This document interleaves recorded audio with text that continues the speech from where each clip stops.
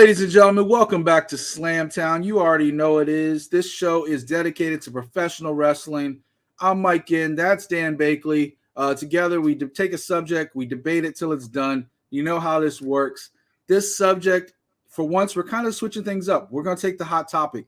We're going to talk the breaking news.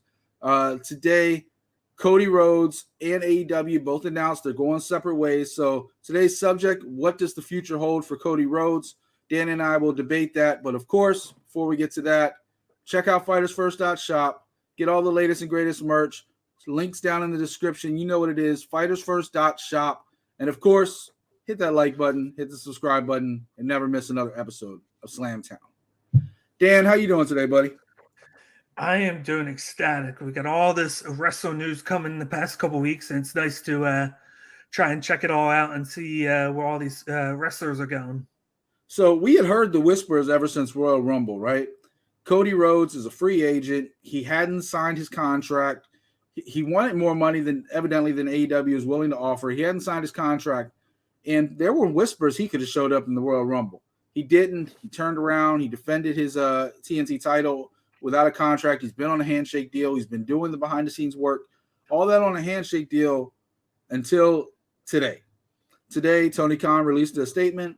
I'll get into that a little bit later. Basically, though, saying thank you for everything, Cody and Brandy. Is there a package deal? Good luck in your future endeavors, most like pretty much summarizing, right? Then Cody comes out, releases a Twitter statement, basically thanking everybody from Tony all the way down to the production crew, obviously all his people like QT Marshall and everybody, and all the young talent that he worked with. Thanked all of them, wished them all well. But Dan, that leaves a big hole.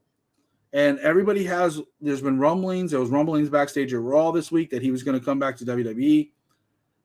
I have my own opinion, but I'm going to let you kick things off. What does the future hold for Cody Rhodes? I know this has been kind of like a slow burn for the last year or so, because if you remember when AEW started, it was Cody Rhodes and the Young Bucks who came up with the idea. Then they got, of course, Omega, Adam Hangman Page, Jericho. Tony Khan was basically the money guy there. And then ever since AEW has been around, it seems like Cody was kind of distancing himself from the elite, and he's kind of been on his own. And then you had Tony Khan the past year has taken on more of the ownership role, where he kind of undid like the EVPs, and he's decided that too many people having their hands in the pot was going to be too much of a detriment. So he took on majority of the running of the company. And then you kind of start seeing Cody do a little bit more, less with AEW, more with like reality TV, with the Go Home show, Go Big Show, I mean, and then Roads to the Top. And then I've just seen evidence that he's been going away from the company. Then you got the report out that he was holding out for more money and he didn't get it. I think what holds from next is the fact he probably will go to WWE, where he's going to make more money. He's going to lose a little bit of that creative freedom, because you know how Vince McMahon wants to have his footprint on every wrestler that comes up. I think he might be a mid-carder as at best, like IC title. Maybe in the beginning get a big push, because he'll be the hot sign-in at that point. Kind of like Kevin Owens style, where he gets the world title, but then later he's back in like the U.S. Intercontinental type title picture. Exactly. And I think this move was more like family oriented for them than it was for like just his own situation. I think knowing that he has a new baby girl that was just born, maybe he wants to get this money now, because I think in the future he could go back to AEW. But I think it was in the mindset of I wanted more money, and probably the best way to do that is go to WWE, even if it means you lose some of that freedom. And I think in the long run, it's going to hurt him, his character-wise, because I thought the best thing about Cody the past couple of years was the freedom and the willingness to be able to have control over his gimmick and persona, and you're not going to have that in WWE. So two thoughts came to my mind when I first heard this news. One, he could be like Ric Flair, right? Ric Flair famously was WCW, NWA. Then he jumped ship to WWE when he had a disagreement. You know, he took the title with him and everything. You remember he was in the Royal Rumble and he went on. He had a nice little short WWE, WWF run and then went back to WCW, right? Yeah. And eventually he started being that guy to go back and forth. Once WCW closed, went back to WWE, blah, blah, blah. He could be that guy that kind of goes between both, depending when the money's right, right? I also think back to when he left his boots in the ring a few months ago, which was something that even Tony Khan and them didn't know he was going to do. Yep. He was having the baby. He kind of was like, I'm done. Like, I just want to just walk away. I'm in my prime. Walk away. Enjoy my family. I got money. Let's just go live my life. And then he wanted to do the behind-the-scenes stuff at AEW. So those two things pop in my mind. First off is he could retire. He could just absolutely be like, I'm done. I want to spend time with my family. Now, Brandy's been all about trying to get back in the ring. She wants to kind of prove herself. She's kind of wanting to, multiple times she's talked about how she wants to be the one to make a run wrestling. Like she wants to be more than just a sideline person. She wants to be in the ring. Cody has more than once hinted at it's time to go. It's time to retire. So I would not be shocked if what you said is true. I wouldn't be shocked if he just walks away because he could just want that one quick payday with WWE, make a run through SummerSlam or even next year's WrestleMania, and then call it a career, right? He could do that and still and get that big couple $1 million and walk off because he's made a name for himself. The world knows who he is. Triple H is not on the best standing right now with WWE as far as like, I know he's been out with health reasons, but obviously you see what they did with his project in NXT. They totally revamped that and kind of pushed him out. All his people are gone. So if you're worried about burned bridges, you know, Cody like destroyed the chair and he's like, oh, F Triple H and blah, blah, blah.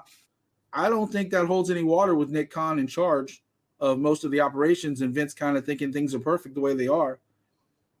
And I'd also go as far to say, I think the retirement thing might be real. I think you need to keep an eye on it. He said he's going to announce it soon. I think he might retire.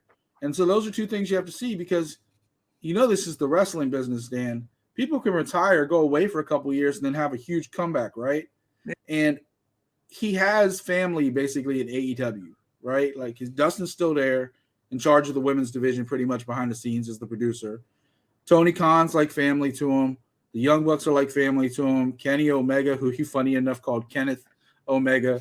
All those people over the last several years have become like family. So I don't think Cody's ever going to be gone from AEW if he retires. Now, if he goes to WWE, that might burn some bridges, and Tony might be like, you're not really welcome back. But that's my opinion on that. But it brings me to another subject, Dan. You mentioned it. When Tony took on all the extra roles, right? On one hand, it made AEW way more organized. But on the other hand, it took the power away from people like Cody, like the Young Bucks, and all these other people who still have input, but they weren't quite, they're basically like in his ear, they weren't really making any kind of decisions, which is defeating the purpose of what the whole company was founded on, right? It was supposed to be these guys coming up.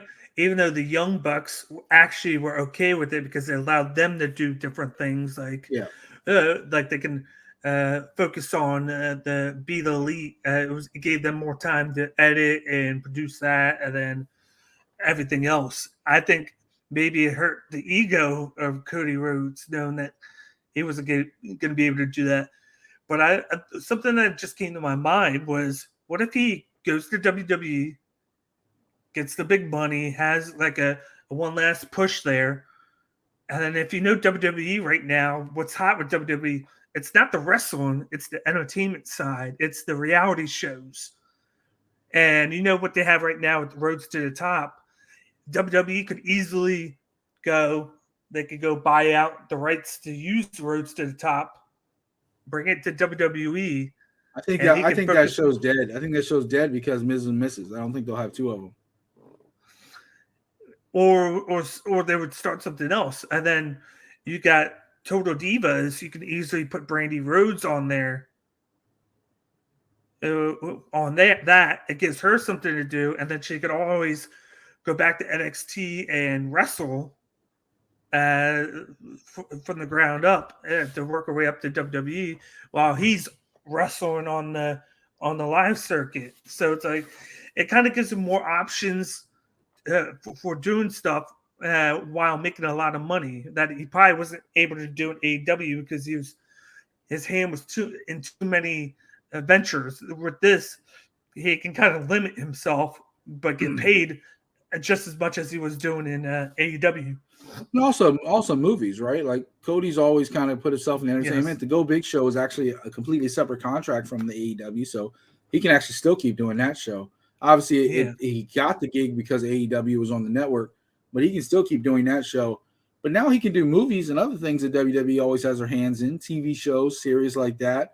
He doesn't need to be as active in the ring if that is the role he wants to go. But where I was going was Tony Khan. Tony Khan has pushed a lot of these guys to different directions, whether they wanted to do it or didn't want to do it. And I look at the note that he left, right?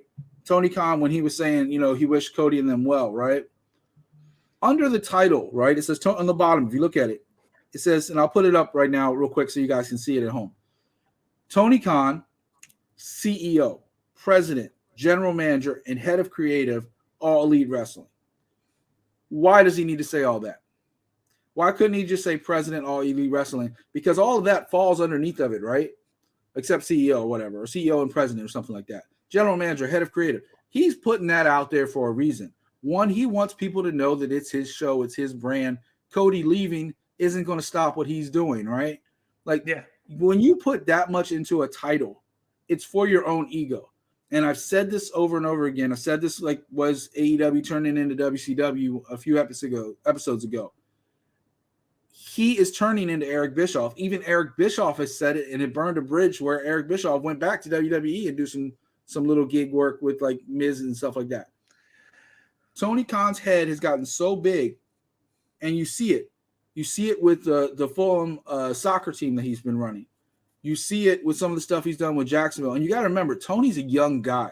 He came up under his dad's business, straight out of college, into running the soccer team and doing stuff with the Jaguars. Now he's taking that money and putting it into wrestling. He has never had the experience of dealing with grown men as far as hey, I need to work with you. He wants to be all of their friend. And now he's kind of gotten to a little bit of ego because he's had some success. And that success. Well, I get that half true because we even said it when the Young Bucks, Kenny Omega, and Cody Rhodes became EVPs. In the beginning, we said that wasn't going to work out because it's too many egos trying to run it, and then they're going to wrestle at the same time. So it's kind of like, we can say that, but we can't say that it's okay for him to take that away from him because that's what we said. We said there should be one person in charge. I don't think there's anything wrong with him taking it away. I think there's something wrong with the way he's carrying himself after he did it. I think it was the right move. I'm okay with it because if we criticize him, why can't we criticize Vince McMahon? Because Vince McMahon does the same thing. We do. We criticize Vince. We criticize him. So why can't we criticize Tony? It should go the other way around. I can criticize him, but I just want everybody to know that if you're going to criticize him, criticize Vince McMahon, criticize Eric Bischoff for the same reason. It's like we've been criticizing them for 40, 50 years. So we've been criticizing Vince forever. Yeah. We've been criticizing Eric forever. It's Tony's turn. Come on, man. And it kind of makes me realize it's part of the job. You're always going to have people that criticize you for doing it. Especially, I think that's what makes that position work best for whatever organization. You want one guy in charge, that's it. And if he's able to kind of divvy things up, but I think if he's going to bring somebody in to do those jobs, they shouldn't be wrestlers that are wrestling at that time, because I think that kind of defeats the whole purpose of what it's for. And I think that's kind of what has made AEW better since they have been taken away from their managerial roles within the company, is they can just focus on wrestling. He's in charge of all these things. I think eventually he's going to bring somebody in to help him, kind of like what Vince did. Vince had Pat Patterson and all of them help him for years. And once he lost that, he's been kind of erratic the past couple of years because he doesn't have that person in his ear telling him this is good, this is not good. I think Tony Khan just needs that person eventually to help him out. I think that's the problem. See, here's the thing. I agree with you that Tony should be the guy calling the shots. I think there has to be a guy to take the blame, a guy to take everything on his shoulders. I agree with that. There has to be a guy to make that final call to say this is the direction we're going into. And for the most part, he has QT Marshall kind of in his ear. QT Marshall is the one that maps out the shows and does a lot of the producer work. But what I'm saying is that CEO, president, general, head of creative, when you're putting that many titles in your thing, you're trying to make a statement. You're trying to say, hey, I'm the guy running this. And even if Cody left, if Kenny left, if the Young Bucks left, the ship's going to keep on going. What he could have just said, hey, president, CEO, All Elite Wrestling, because all the rest are assumed, right? Like we know those titles fall under that category. He's putting it out there to get the attention for it. And he's done that when Big Swole left. Oh, he let her contract expire because she couldn't wrestle very well. Well, you know what? You could have just left that statement as, we decided to let her contract expire. You didn't have to throw it out because she couldn't wrestle very well, because now you're turning that from a fact to an opinion. And yeah, he's the one that signs the check, so his opinion matters, but it was unnecessary. And I think as you get older, there's a level of maturity that comes with business that there's certain things you say and certain things that you can leave unsaid.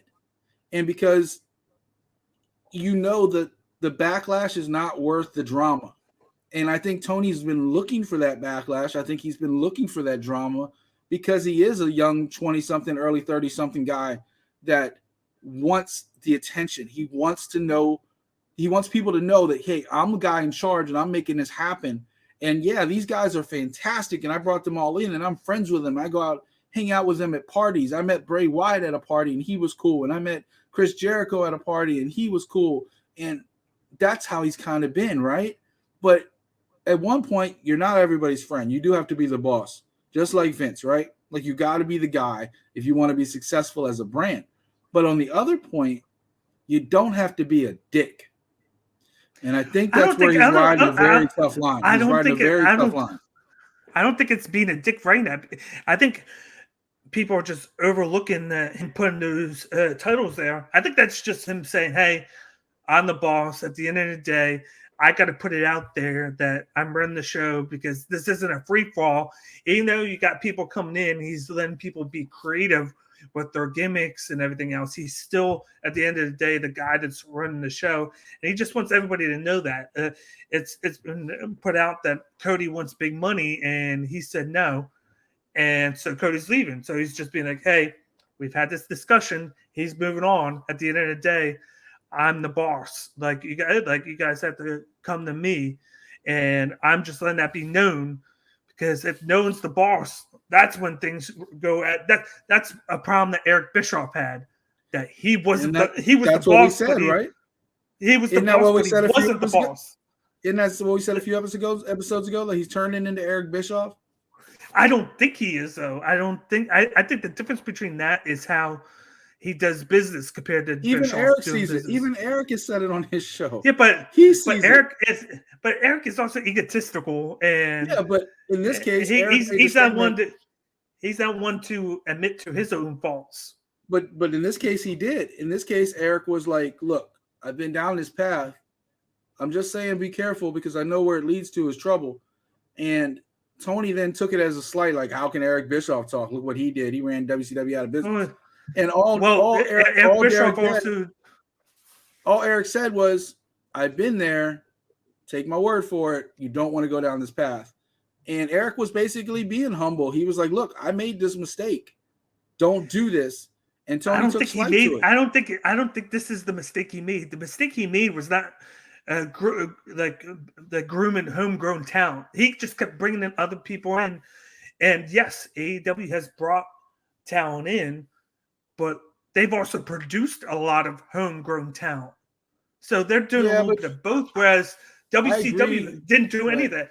I can name only 2 wrestlers that were homegrown talent from WCW: DDP and Goldberg. That's it. Well, and I can name. What do you define as homegrown? Homegrown because DDP talent came from AWA. Yeah, but he wasn't a wrestler. He wasn't a wrestler. Sting made his whole name in WCW. Yeah, but DDP wasn't a wrestler before WCW. Ric Flair. Goldberg wasn't a wrestler before WCW. Ric Flair was NWA before he went to WCW. NWA was WCW. WCW just bought him out and changed the name. Yeah, so Ric Flair is like homegrown as they get. Arn Anderson, Tully Blanchard, Barry Windham. Those are all homegrown. Yeah, but these are all guys that were there before WCW was around. You can't say, "Oh, they bought him out." That's considered homegrown. Look, talent. how dare you crap all over Disco Inferno? Okay, I will not sit here and listen to you crap over Disco Inferno. And don't forget Alex Wright, okay? Because he left on his own terms, and Alex could still do it. Yeah, I just think that the difference between Bischoff and no comeback for Alex Wright. Go ahead.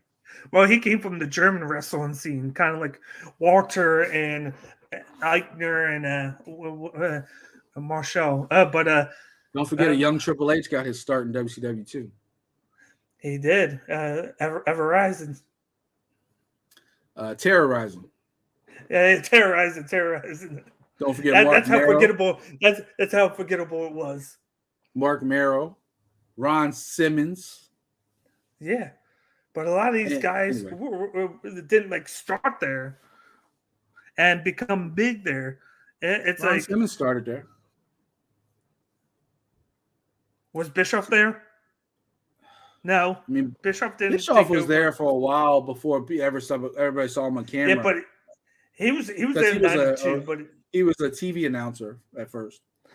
But already right away, you got a group like almost 5 to 10 wrestlers that have been homegrown from AEW. That's why I think the difference is you're going to poach from another company. WWE does it, WCW did it, like AEW's doing it. No one's disputing that, but where I think it's different is the fact that they're starting out with all this homegrown talent and bringing them in, and they're able to use them all. And I think at the end of the day, I think Cody Rhodes probably has a different vision. And I think he just wants to be in control of his path, where he probably didn't have that anymore in AEW, because I think he wants to do what I really think is he wants to get paid more, work less, which he probably could do in WWE, or work like a mid-card level and then do entertainment stuff. And he'll have better opportunities in the WWE entertainment than he will in AEW. I think what you said was kind of point on as far as the homegrown talent. First of all, I don't think there's such a thing as homegrown talent in wrestling today. Every single person that AEW brought in the beginning were independent stars. They were independent. They had a name, whether it was in Japan or the indie scene here. They weren't homegrown by your standards of what you just said. Because everybody started NWA, came to WCW. That's the same thing as people that started independent and came to AEW. It's the same thing.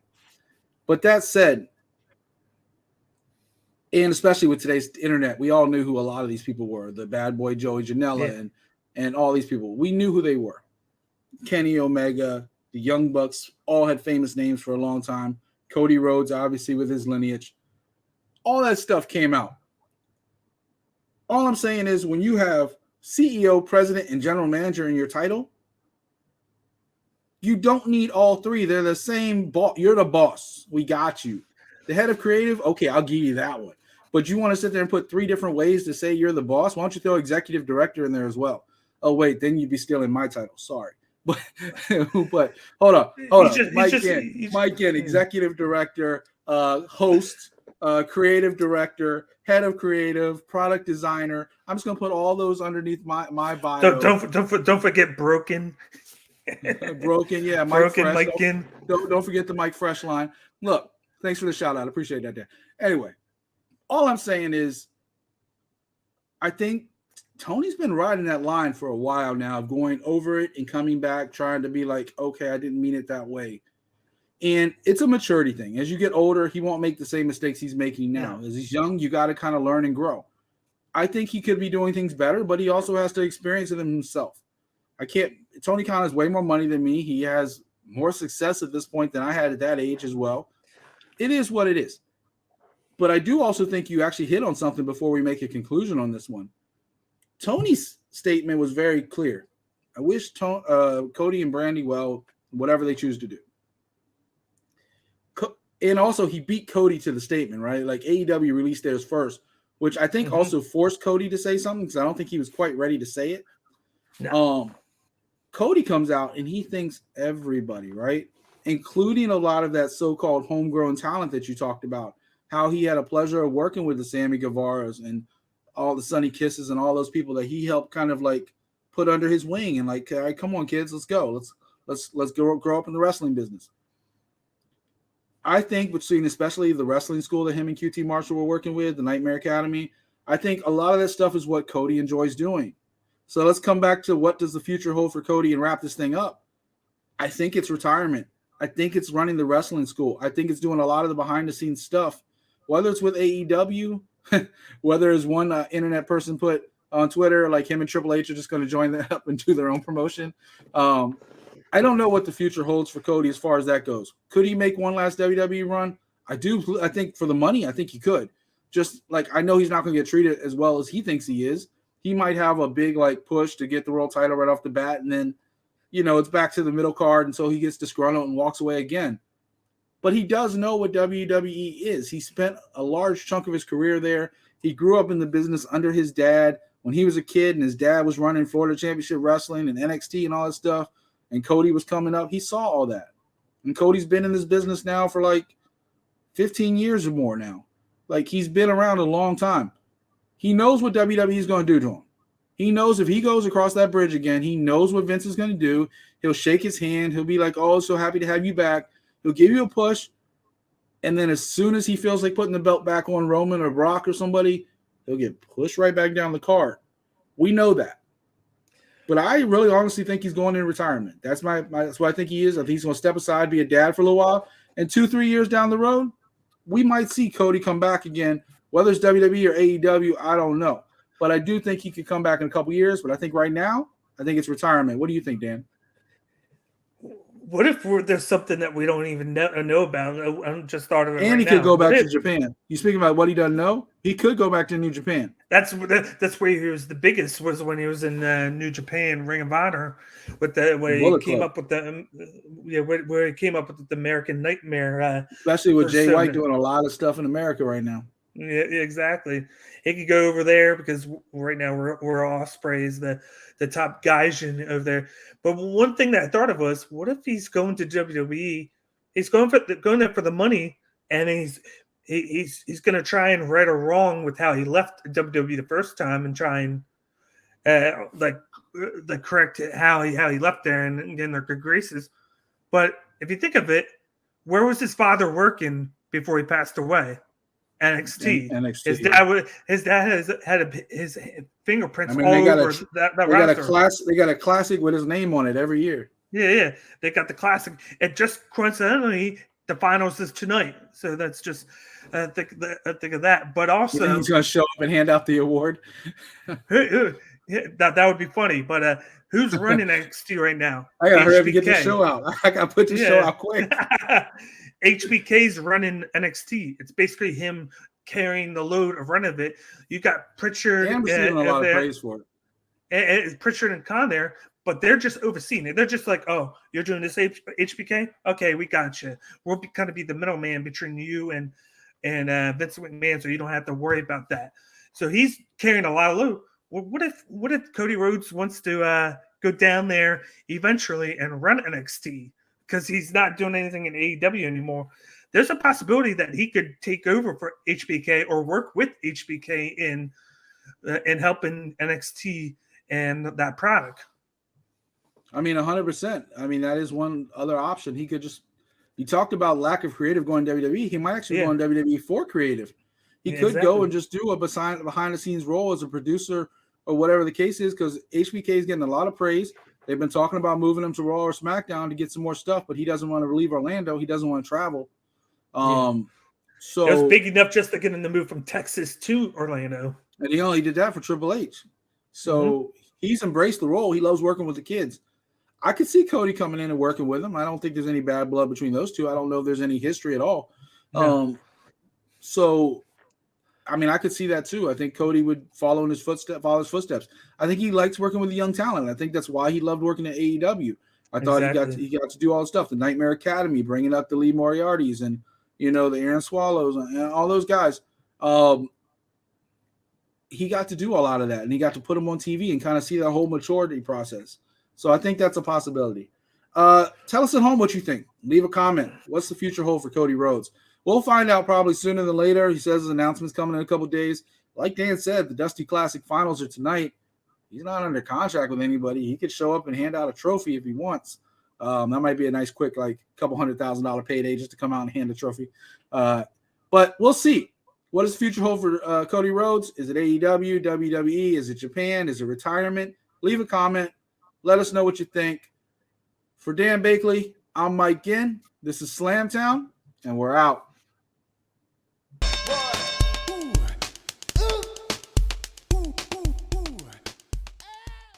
Never.